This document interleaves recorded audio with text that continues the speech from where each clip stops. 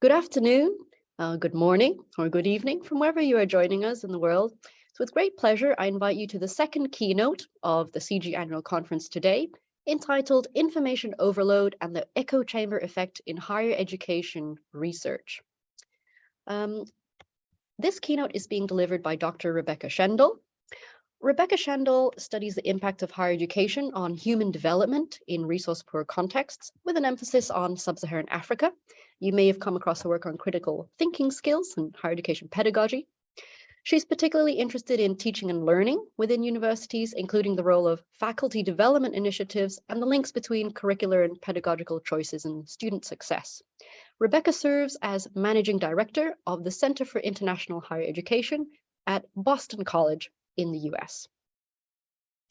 Before we start the keynote, I just have a few reminders. This session is being recorded and will be made available online afterwards. Please keep your microphone on mute for the duration of the keynote. Please leave your questions for Rebecca using the chat function. During the Q&A afterwards, I will invite you to, if you have a question, I will invite you to speak. I will say your name, and then you can unmute your microphone. Okay, so without further ado, I'd like to hand over to Rebecca Schendel, and Rebecca will not be sharing slides in this session.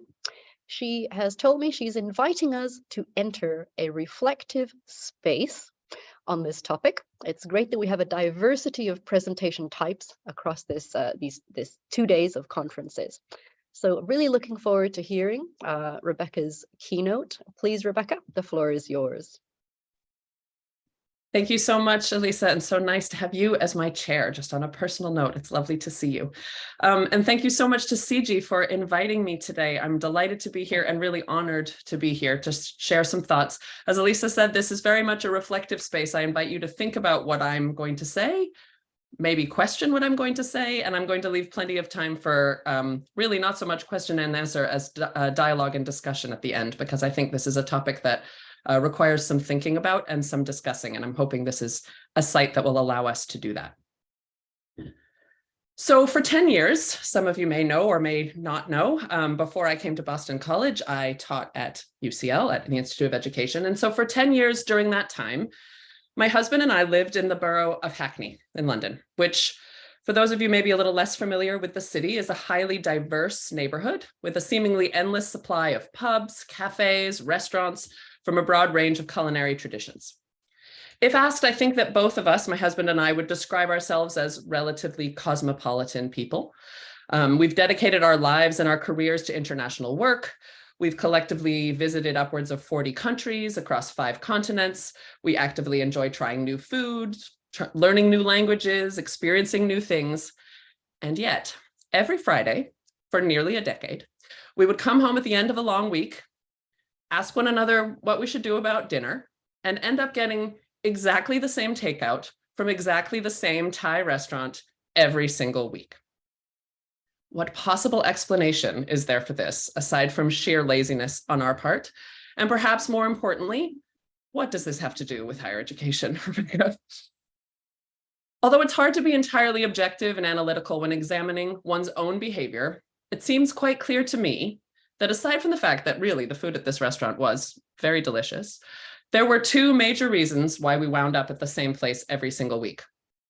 First of all, there was comfort in the fact that we knew what we were getting, and we could trust that it would be of high quality. And second, the prospect of choosing a new option from what seemed like a limitless supply of alternatives was so utterly daunting that we just couldn't face it, especially not at the end of a long week. 20 years ago, Barry Schwartz coined the phrase, the paradox of choice, to describe a similar feeling of paralysis when faced with a dizzying array of consumer choices in the marketplace. Schwartz's argument at the time was that despite what traditional economic theory might suggest, choice is not always a benefit to consumers, especially when there are too many options. Certainly, a choice between a small number of options is helpful. It allows consumers to feel less restricted and gives them the chance to choose against something that's really not of interest to them. However, once there are too many choices, consumers become anxious, as it becomes far more difficult to make an informed choice which then raises the possibility of making the wrong choice that you might regret. Over the past 2 decades, technology has only augmented this challenge for consumers of all kinds of goods. To go back to my Hackney restaurant example, there's been many options for diners in Hackney for decades, but the dizzying array of choices was probably far less palpable when they were not all neatly outlined on a map or an app on your phone. Even if the number of choices has not increased, the impression of choice most certainly has, thanks to technology. And with that increasing sense of choice, the paradox and the anxiety increases as well. Another concept that likely helps to explain our Friday night takeout behavior is the psychological theory of cognitive overload. This theory argues that when our brains are overloaded, our ability to make decisions is limited. There's no doubt that our brains are pretty overloaded these days, thanks to technology, as we're inundated every day throughout the day with more and more information, both profound and mundane. So it's likely that this theory also has some helpful explanatory power in our contemporary moment. So you add these 2 side effects of our contemporary condition together, and what happens, or at least what can happen, is you wind up with 2 people choosing to stay home on a Friday evening, consuming the same meal from the same restaurant every week, in the midst of a veritable mecca of dining options, rather than ever trying something new. Likely because either their brains were too overloaded with information to try something new, or because they felt completely paralyzed by the amount of choice available to them, preferring to opt for something that they knew would be good, rather than trying something which they might ultimately regret. I imagine you're still wondering what any of this has to do with higher education. Well, what I'd like to argue today is that exactly the same phenomenon, that of getting stuck, if you will, in a proverbial takeout rut, can be observed in our field, to detrimental effect on both research and practice. Despite the democratic promise of technology, I would contend that we generally continue to make the safe choice. When consuming research, when searching for information, when selecting research collaborators, by gravitating towards names we know and theories, concepts, and perspectives we recognize. And as such, we're not benefiting from what has been a truly exciting expansion of our field over the past few decades. Rather, we're experiencing our own version of the echo chamber phenomenon that has been so broadly criticized in the realm of electoral politics. So I will try to lie out my argument for this over the next 15 or so minutes. And then I greatly look forward to engaging in a discussion with all of you about whether or not you have a similar perception of where the field is headed and what we might do about it, if indeed this is something that resonates. So for much of the early history of the scientific enterprise, researchers had very little knowledge, of course, of research being produced by others, at least not outside their small circle of colleagues in their disciplinary and geographic area. Once scientific journals began to be published, the possibility of learning from others farther afield became more of a possibility, but spheres of influence remained relatively confined, given limitations of distribution and language. Whole regions of the world also remained largely outside the bounds of the scientific enterprise, given that until relatively recently, research institutes and research universities only existed in a handful of countries around the world. However, we know that the world of science has expanded exponentially over the past 60 or so years. Higher education has become central to the economic development strategy of all nations, with governments investing significantly in the expansion of existing universities and the creation of new ones. Although a lot of this expansion has focused on the formation of human capital via the teaching function of universities, research has also been an important priority, and as such, we know that academic research output today is far more diverse than it was even 20 years ago, at least when it comes to the country of origin of heavily cited academic papers. And of course, thanks to technology, we can now actually consume the research that's published all over the world. We can locate papers that have been published elsewhere, much scholarship is available open access, and we can even use technology to translate content that we cannot read in its source language. Of course, this latter point is particularly important given the long documented imbalances in the visibility of research produced in any language other than English. So on paper, this is a hugely exciting development. We know that rigorous scholarly research should be built on a foundation of prior understanding. We ask our doctoral students to review the existing literature before diving into new empirical work, because we know they need to first examine what's already known before they can make an assessment as to what still remains to be known or explored. But we also know that the strongest contributions are those that have a deep understanding of multiple areas of knowledge and that engage with a broad diversity of perspective. as the broader the foundation, the more likely it is that the contribution offers something truly new. This is particularly vital in a field such as ours. Higher education is by nature interdisciplinary, but comparative and international higher education, even more complex, as by definition, we also need to understand multiple geographic contexts, their histories, their politics, their cultures. The expansion of higher education systems and institutions in recent decades is, of course, for us interesting, just as an object of scholarly inquiry, but it also represents a really different sort of opportunity for us, as it offers the potential for increasing the diversity of perspective that informs the research that is conducted and consumed within our field. When my colleague Phil Altbach founded the Center for International Higher Education at Boston College, where I work, it was one of the only, if not the only, research center in the world dedicated to the comparative analysis of higher education. Fast forward 20 years, and a recent CGHE inventory of higher education research centers and academic programs identified nearly 300 locations representing all 6 of the inhabited continents in the world. And there's no doubt that at least a few were missed in the mapping exercise, and also it took place a decade ago. So I'm sure the number is greater now. This should be hugely exciting news for our field, as it actually represents a possibility for diversity of perspective and worldview, which should improve our research output and help to ensure that the evidence used to inform policy and practice is contextually relevant. And yet, has the scholarly literature in our field really started to incorporate more diverse viewpoints as a result? Are we doing a better job ensuring that our policies and our practices are informed by contextually relevant evidence? To a degree, yes, certainly, but not, I would argue, to the extent that it should have.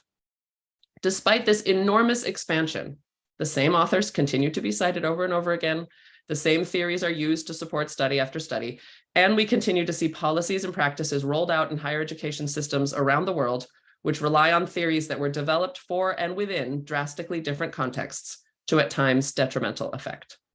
So, why is this the case? Why has the expansion of our field not helped to intellectually diversify our field? Well, clearly part of the answer to this question can be found in long-established critiques of power imbalances in our field.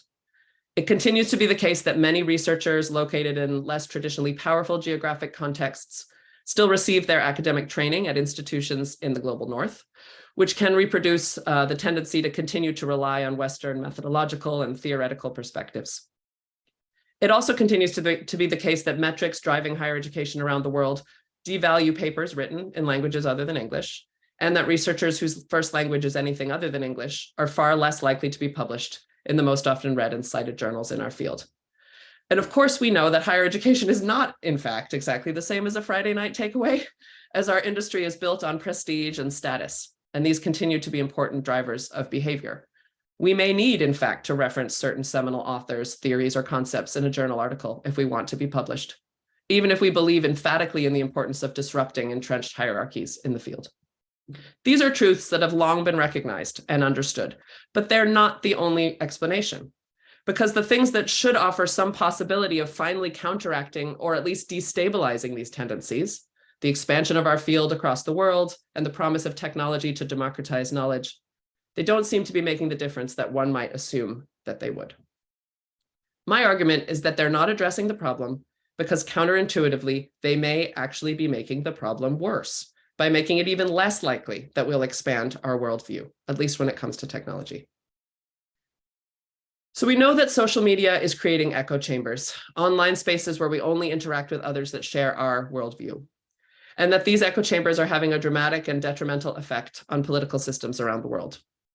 Well, it's clear to me that the same phenomenon is now occurring in academic circles as well.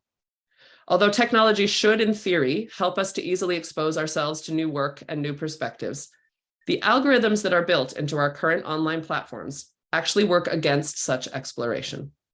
As we follow those who we already know, we can easily keep track of their new work, but we're not exposed to the work of others. In fact, it becomes harder to find anything beyond our own orbit. Of course, we could more actively seek out new perspectives, but the tools available for finding new information are also working against diversity. When we use online search engines and other tools to seek out sources, bibliometrics push us towards sources that are already heavily cited, which of course entrenches the hold that certain authors, theories, and viewpoints already have on our field. This was well illustrated in a recent study released by the Google Scholar team, in fact, which found an apparent increase in citations to older articles in more recent studies. A finding which suggests that as we rely more on search engines, which use citation counts to determine relevance, then we're counterintuitively increasingly turning to older rather than newer work. At the same time, the pressures that are baked into our current structures both limit the time and space that is needed to seek out new viewpoints and exacerbate our cognitive overload problem. As our institutional metrics and promotion structures push us to produce, we're incentivized to create knowledge and not review what is already known. And given the pressures of time that all of us in academia experience, we're far more likely to fall back on authors and theories we already know, rather than pushing ourselves to grapple with new perspectives. It's also possible to see similar pressures militating against the time required to seek out new viewpoints in the more applied branches of our field. Although higher education researchers based in agencies and international organizations may not have to contend with the pressures of academic promotion structures, for example, they have their own pressures to contend with, which actually drive similar results. Over the past few months, I've been working on a paper with colleagues here at CGHE focused on funders of higher education in low and middle income contexts. To me, the most striking finding of that project is the realization that every single funder we interviewed noted that they rely exclusively on their own in-house team of researchers, or occasionally hire their own external consultants, when seeking evidence upon which to base organizational strategy or individual projects. This phenomenon has been observed by others in the education field. For example, Stephen Ball's work, which argues that neoliberalism has resulted in a new market of authorities in any given field, which expands far beyond the traditional domain of academia to include those working in policymaking organizations that would traditionally have consumed research but are now producing it themselves. But to my knowledge, we've not yet had any serious discussion of its impact on the research that's produced in our field. The pressure to constantly produce new work in both the academic and applied corners of the field does, of course, mean that our knowledge is expanding when measured in terms of new research output. And that should be another reason for hope when it comes to diversifying our perspectives. In addition to the fact that the field itself has grown in terms of the number of researchers, the individuals within it are also producing lots and lots of new content. In the aggregate, therefore, our field knows more than we've ever known before. Add this to the fact that we should theoretically be able to access that knowledge without encountering many of the barriers that once existed. And one could argue that we should now be able to fully realize what Lyotard called our postmodern condition by easily making connections between bodies of knowledge to build something exciting and new. And yet, as a rule, this explosion of new knowledge is not having this effect. As individual researchers, we're not necessarily expanding our horizons beyond what we would have encountered prior to this revolution. And we're certainly not making lots of new and exciting connections with bodies of knowledge outside of our own particular corners. In fact, I would argue that the opposite is often true. As we gain access to more and more and more information, our cognitive overload increases, and we're faced with our own intellectual version of the paradox of choice. And so we gravitate towards that which is familiar. We opt for what we know will be of high quality because our time is limited, and the risk of consuming something less than helpful is not one that we're generally willing to take. To return to my Hackney takeout analogy, we just order the Penang curry that we know will be delicious instead of taking the risk on another option.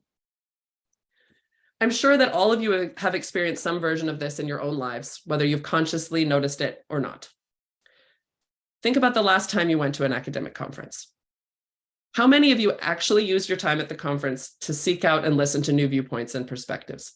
I know that I, these days, generally spend conferences catching up with people that I know. And if I do attend any presentations, I generally choose things that I assume will not disappoint, which means, you guessed it, people I know, or topics that are related to something I'm already working on. I don't generally take the risk on a presentation that's far outside of my comfortable orbit. The risk of wasting a whole hour in my overly pressured, busy, scheduled to the minute life is just too great. And I know that I'm not alone in these tendencies. And what about your consumption of academic writing? How many of you can say honestly that you dedicate a significant amount of time in your busy lives to seeking out the work of others beyond a small circle of trusted partners, colleagues, and friends? Or do you behave as I generally do by signing up for a few journal alerts so you can skim the table of contents in your email and occasionally taking note of articles that people you follow on social media might recommend? A recent study of early career researchers across multiple academic fields and 7 different countries found that I am categorically not alone in such behaviors. These choices at the individual level are entirely rational. We all need to make a series of micro decisions every day within our overly pressured and busy lives in order to succeed, or frankly, even just survive. But in the aggregate, these behaviors are deeply problematic, as what all of this means in practice is that our current structures are leading us to actively contribute to and ultimately become the victims of our own version of the political echo chamber. And so, just as we're rightfully calling on the field to decolonize and recognize the validity of different viewpoints, perspectives, and ways of knowing, we're also preventing ourselves from doing this in any meaningful way, at least in the collective. As we're critiquing tendencies towards isomorphism and the uncritical application of approaches developed in one context to another, we're preventing ourselves and our field from moving away from the long-established truths that have contributed to such processes of convergence. I say truths. We are, in other words, locking ourselves into our own intellectual version of a takeout rut. The question is, can anything be done about this? I would like to believe that there is, because the alternative would be a little too depressing, but also because I have faith that human beings generally can undo problematic structures that they themselves have created. I've certainly not figured out the answer to the problem, but I did want to at least start a conversation today by proposing a few possible solutions, none of which will solve the problem in their own right, but all of which, if pursued simultaneously, might at least start to address some of the problem. So let's start at the individual level. I would challenge all of us to actively think about how we might expand our own knowledge of what is known in the field via the work that we already have to do. The structures within which we operate are unlikely to change dramatically, at least in the short term. So it's a bit unrealistic to expect ourselves to carve large swathes of time out for intellectual exploration, interesting and fulfilling, as all of us probably think that would be. However, we can rethink how we do the things that we already have to do. When we create syllabi, for example, for our classes, we can challenge ourselves to seek out new perspectives on the topics we've taught for years. Are there new understandings that we should incorporate into our teaching? Are there different perspectives on the topic from different parts of the world that might help us to nuance our discussions in class? Are there new ways of knowing that we might elevate via our reading lists? New methodologies or new theoretical understandings that we can introduce to our students? Thereby enriching our classes, yes, but also training the next generation of researchers to look beyond the echo chambers when making claims about what's already known. I also challenge us to look critically at our conference going and research consumption behaviors. Perhaps it's something as simple as seeking out one presentation to conference that addresses something about which you've never thought, or listening to one webinar every few months that comes from a different disciplinary perspective, but might offer a new insight on a topic you know well and have only ever considered from one viewpoint. All of us feel the pressures of time and the siren call of productivity, but 1 or 2 webinars a year, hardly going to push us over the edge. Relatedly, we all need to educate ourselves about how to more responsibly seek out information, because of course, some of the challenges of this contemporary moment have nothing to do with our behavior and are much more about the tools at our disposal. Even if we wish to seek out diverse viewpoints and alternative understandings, the algorithms driving the tools we use can result in what Michael Clayton and his colleagues recently termed a sea of sameness. And of course, we stand at the edge of what will surely be a sea change in terms of the new ways in which artificial intelligence will surely impact our field, including by exacerbating some of the very tendencies I'm outlining here today. As individuals, we can't be complacent in the face of these challenges, just assuming that technology is a problem out there for other people to work out. We are the ones that feed the beast of citation counts and other metrics. So we also have a role to play here. And before you panic about having to educate yourselves on algorithms on top of the very many other demands on your plate, be reassured that it appears that even small changes can make a difference here. In a recent study for SRHE, Katie Jordan and colleagues at Cambridge investigated the sort by relevance criteria, which is used by Google and most other academic search engines, and concluded that simply turning off that sorting preference can extensively help to diversify the results you receive. I'm fairly certain that all of us have the time to make that change. Now, at the organizational level, of course, there's even more that could, I would argue, should be done. Within higher education, we could work to change our promotion structures to equally value research, or at least somewhat value research that brings together what is already known, rather than only valuing the production of new knowledge that may never be read beyond a very limited audience. Similarly, within the policy domain, organizations could better incentivize in-house researchers and consultants to rely on knowledge that already exists rather than always conducting new work, but also to actively identify newer perspectives, ideally coming from parts of the world or intellectual traditions that have not yet been well represented, so that we might consider new ways of addressing the entrenched problems in the field. Of course, journals and other publishers also have a role to play. At a minimum, I would argue that there needs to be a stronger commitment to representing new voices and perspectives, not only in terms of the authors of accepted articles, but also in terms of the work cited in those articles. Although it may be hugely important for many reasons to publish more articles written by authors from less globally powerful parts of the world, that fact alone, where the author comes from, does not necessarily ensure intellectual diversity. There's other things we should be looking at as well. I also see an important role for research centers and those organizing and convening the field via conferences like this or other models. At CGHE, we are working hard to push against the echo chamber phenomenon in a couple of ways. We have a new conference, which we're launching next month, and we decided not to feature traditional papers there. Instead, we're organizing the conference entirely around interaction and dialogue in an effort to connect researchers with others in the field who might come from different contexts or intellectual traditions. We're working as a team to stay on top of new work being produced all over the world by dividing up the journals, webinar series, policy organizations, and other producers of knowledge, seeking to share what we find in team meetings, rather than individually attempting to stay on top of all of it ourselves, which would be a surefire recipe for cognitive overload. And we're spending as much time connecting existing research with those who need to use it as we are in producing our own. Of course, this goes against many established models in academia, and as such, it's something for which we continuously have to advocate. It's also important to acknowledge that we're lucky. We're based in an institution that supports us to do this kind of work, and that can't be assumed everywhere. But it's a model that I hope will help to at least partially address some of the dangers I've highlighted today, and maybe it might be replicable elsewhere. I'm certainly aware that these suggestions cannot address all of the issues in front of us, but I'm hopeful they might help us to at least take a few small steps forward. And whether or not these specific solutions are the answer, I strongly believe that what I've highlighted today is a problem that's worth acknowledging, it's worth debating, and it's worth seeking to address within our field.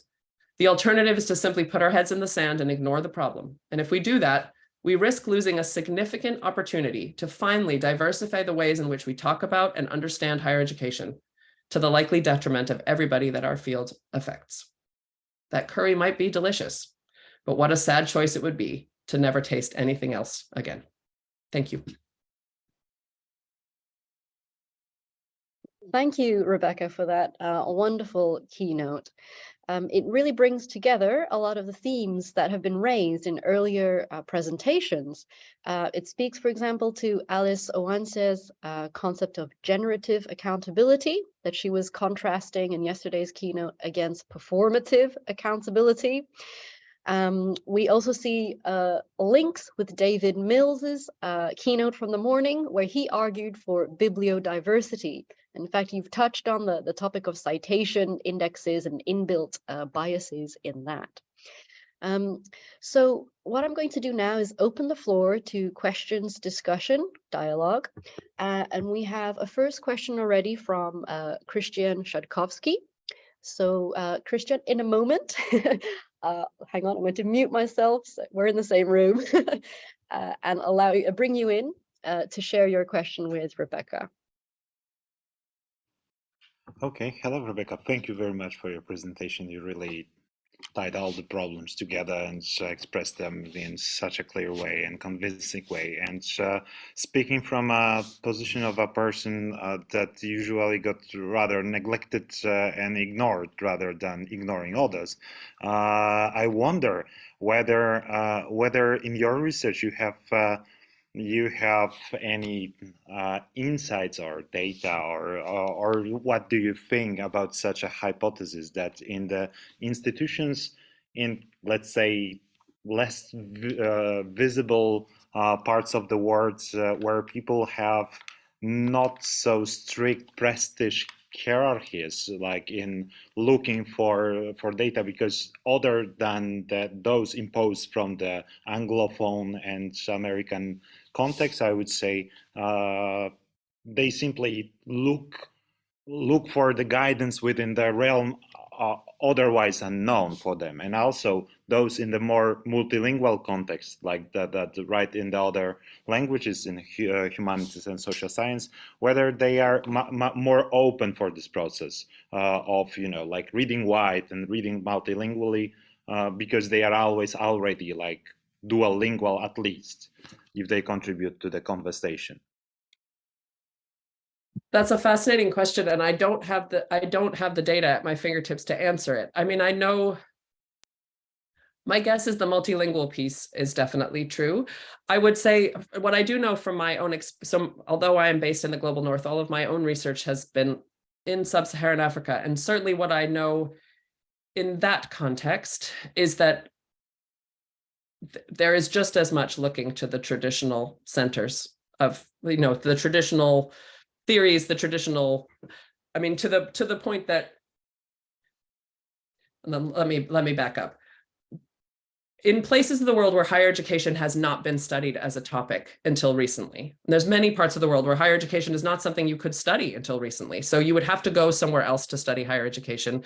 The journals are all somewhere else. The theories have been developed somewhere else. So that tendency to look to the center, if you want to use the center for periphery, problematic as it may be, framework, is very real and very there. And I think the challenge is that because of all of these pressures of time, and because, you know, technology is making this worse, I don't see that changing. That even in centers where you're starting to be able to study higher education in much of the world, the fundamental theories and models and concepts are not being destabilized. I think China's a really good example of how once a context has developed its higher education study enough, then it does start to happen. We do see Chinese understandings of higher education being produced and talked about, but there's still large parts of the world that that's not the case, that it's still very much the American and European models that are being referenced.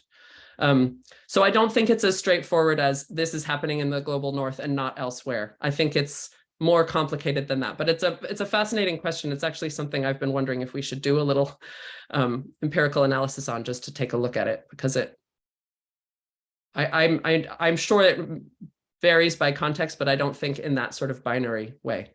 If that. Okay, thank you very much.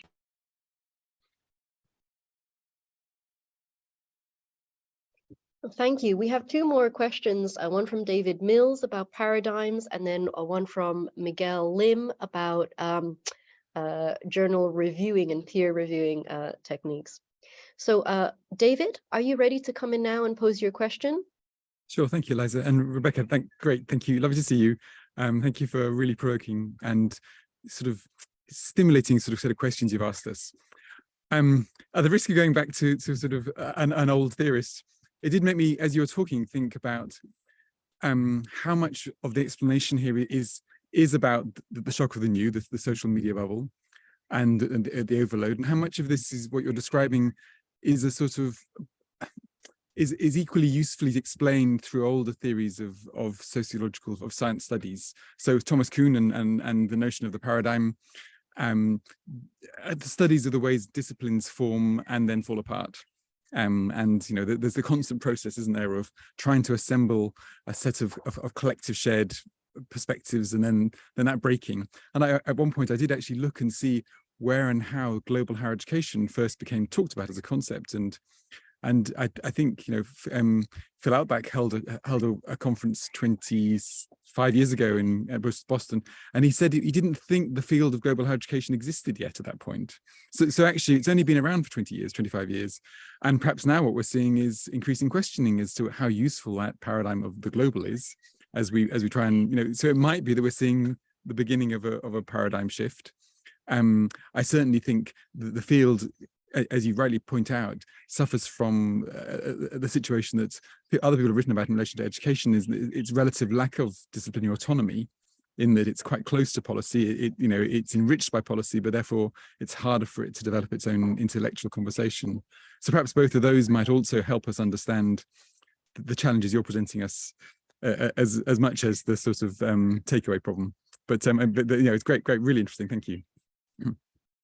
I think you're right, David. I think it's both. I think and I was trying to sort of make that link that a lot of this has been going on forever. A lot of this is not new, but that it's I guess what troubles me is that the thing that gave us the promise that we could break some of that is not only not helping us to break it, but is actually making it worse in a way.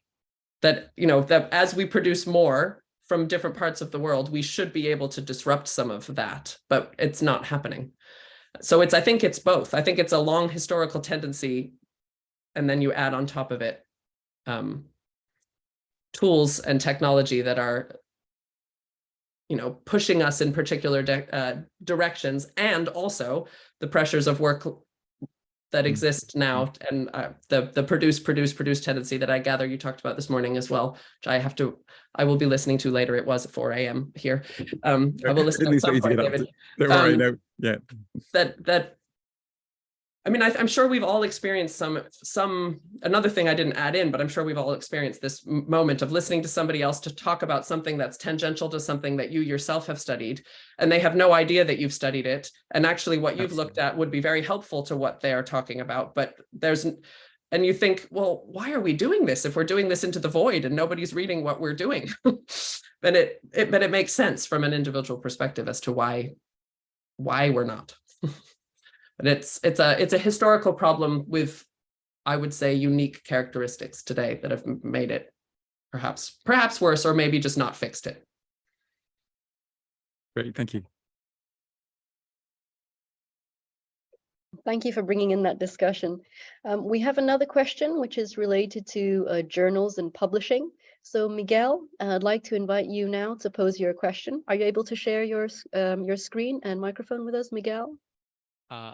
Can you hear me? I think yes, perfect. Yeah. Please go ahead. Yeah, thank you, Rebecca. Well, first of all, I adore Thai curry and Penang curry, but I won't. I will praise the rest of the presentation and all the ideas that you shared. Regarding the point about like this diversity, so the two things, I think we do need more diversity, as you rightly pointed out, with respect to the perspectives in the field.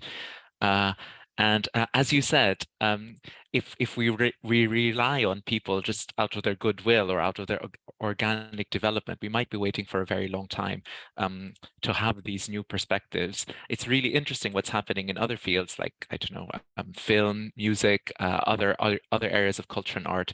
But I'd like to ask regarding, for instance, representation of viewpoints, perspectives, theories, like in the journals in our field, comparative and international education, already a space where diversity ought to be celebrated.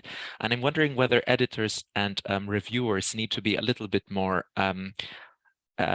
emphatic in the idea that we need more representation. I mean, what would you say, for instance, to a call for paper to a journal editor to restate, for instance, the scope of the journal, to explicitly include a valorization of new theoretical perspectives? I guess that's the first, is to basically say, well, like, I mean, if you have a new perspective from a country or a epistemic community that's not well represented, then we'll give you, like a better chance of getting published. And if you're just citing a, like a well-known European or Anglo-European theory, then you better have very, very good data everywhere else. So that's the first thing. The other thing, of course, is that my other concern is regarding these other epistemic communities I've been trying to work with, there is a sense of there being a more pragmatic conversation as well, and they're not actually necessarily being a great interest in theory itself. So that's the other thing, whether a theory-informed article is itself a kind of like Western way of organizing knowledge. This is the other question about publishing. Thank you. Great questions, Miguel. And I think on the practical point, on the journal reviewing point, it's tricky because I don't know. I think we could have a whole philosophical conversation about whether journals should be as directive as that. But at the same time, it troubles me. I'm often brought in to review articles on Africa as a geographic region, often written by authors based locally, which is great. But very few have any theoretical understandings that come from anywhere other than the global north. So I think what worries me, as I said, I think it's wonderful if we're publishing more authors from around the world. That is a great thing. However, if there's not that additional thing that counts for diversity, then you don't have the intellectual diversity piece. And I think the second point that you raise is actually the more important one. It's something I didn't even get into, but I would argue that exactly the same pressures, impact agendas and other things are pushing us against theoretical work and towards much more empirical work, which tends to rely on the existing theory, right? So that's not helping to come up with new theoretical understandings that may be more contextually based or may come from different traditions. I think that that's another piece of this. There's actually not that much new theory coming through the pipeline. There's a lot of new empirics based on old theory. And maybe that's what we need more than anything, is some different conceptual understandings, some different theoretical understandings that come from different bases and backgrounds and that are informed by different kinds of contexts. So I guess maybe just a statement that theoretical articles are also welcome would be helpful. I don't know how many, I do think journals are generally looking for new empirical data, which makes sense why they're doing that, but then you end up not having as much of new theoretical development. So I think the two are actually related in a way. But I do think, I think there's a difference between saying, we'll give you preferential treatment if you, as opposed to saying, we value as a journal intellectual diversity, including this, would be helpful, I would think. Wouldn't solve the problem, but maybe take a step in the right direction. Thank you. Just in the interest of giving some more participants a chance to express their comments and questions, we'll move on. There is a comment from Marta Kozlowska. You don't have a question, we have just a comment about the conference organizing. If you would be happy, we could bring you in, because there might be some more reflection. Rebecca might want to talk about the process of how they came about that. And also Paul Ashwin, I'd like to bring you in after Marta. You have a question about the metaphor of consumption and talking about bodies of knowledge instead of individual papers. So Marta, are you able to share your screen and audio with us? Hello, I was just wondering if Rebecca, congratulations on this keynote. I think it's extremely important that we try to do things in a disruptive way and not just continue doing well, whatever we're required to do in ways known. So I'm just curious how you came about this paradigm. What inspired you to do, to think about the model of the conference in such a way? Thank you.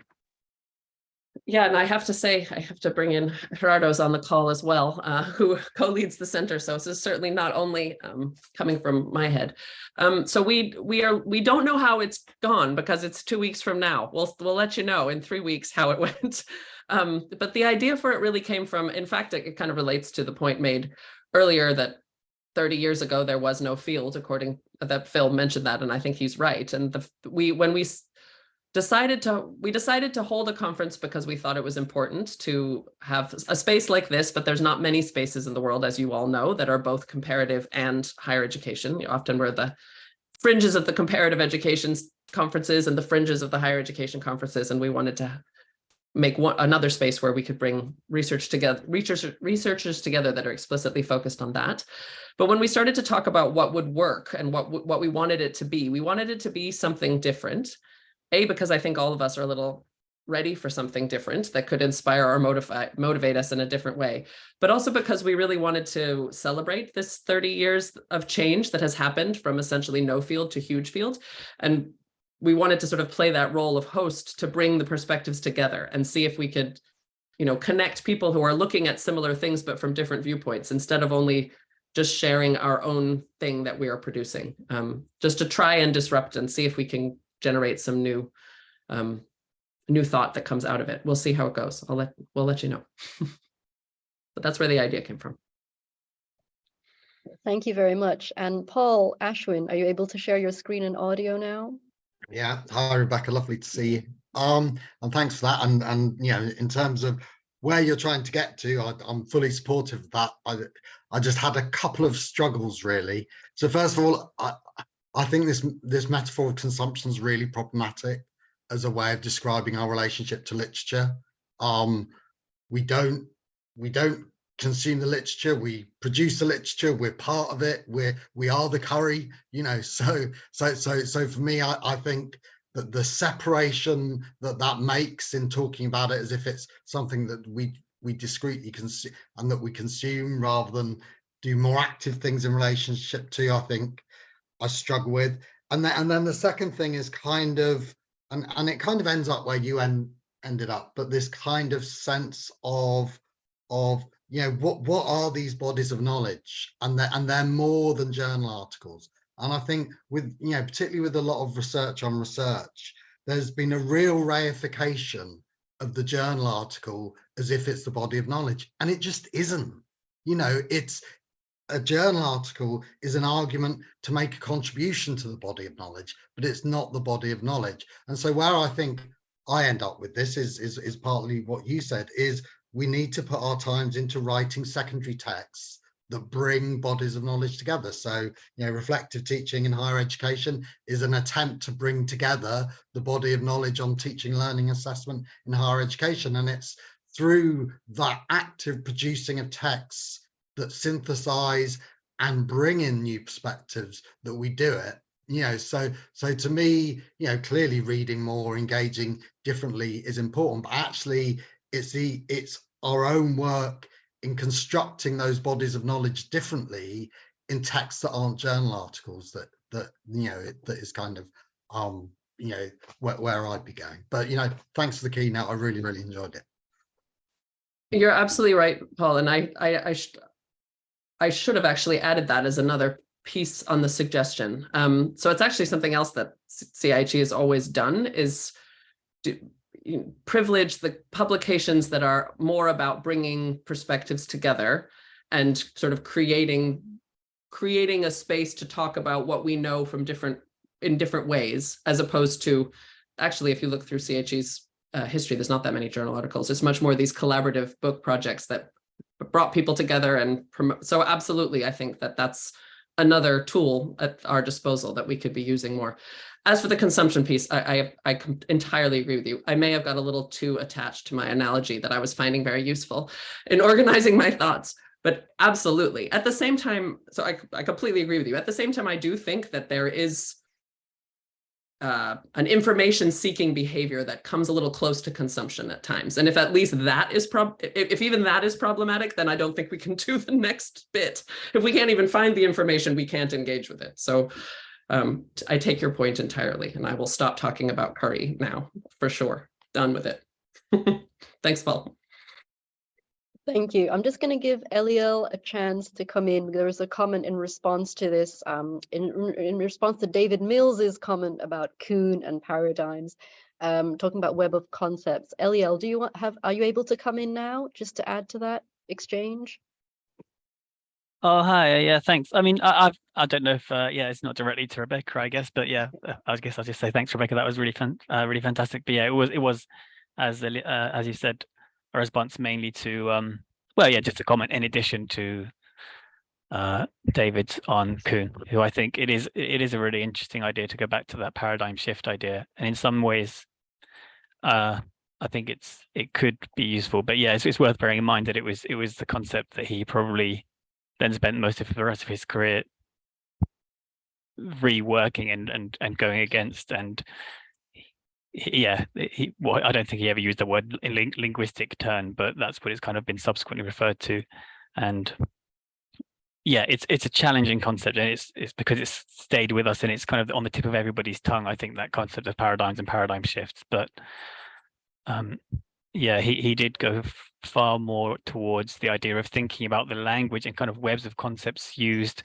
And I think that kind of maybe would align with Miguel's suggestion, potentially, when we think about, you know, proactively thinking about different webs that might exist. We might think of the center as you know, being where the major conceptual and terminological nodes are, but maybe there are other smaller nodes that exist in other pockets, either if you think about disciplinary or theoretical pockets, or maybe they map onto global you know, the global periphery, if you like, as well. So yeah, I think that's just an interesting line of thinking, to be honest. But Thank you, Eliel. Sorry to stop you there. We've also got two important questions coming up from Xin Shu and from Jenny Case. So I'm going to invite them to add to that. So can you please present your questions back to back? And that way, hopefully, we'll just give Rebecca a chance to respond to all of those comments collectively. So Xin, please go ahead first. Thank you very much, Elisa, and thank you very much, Rebecca.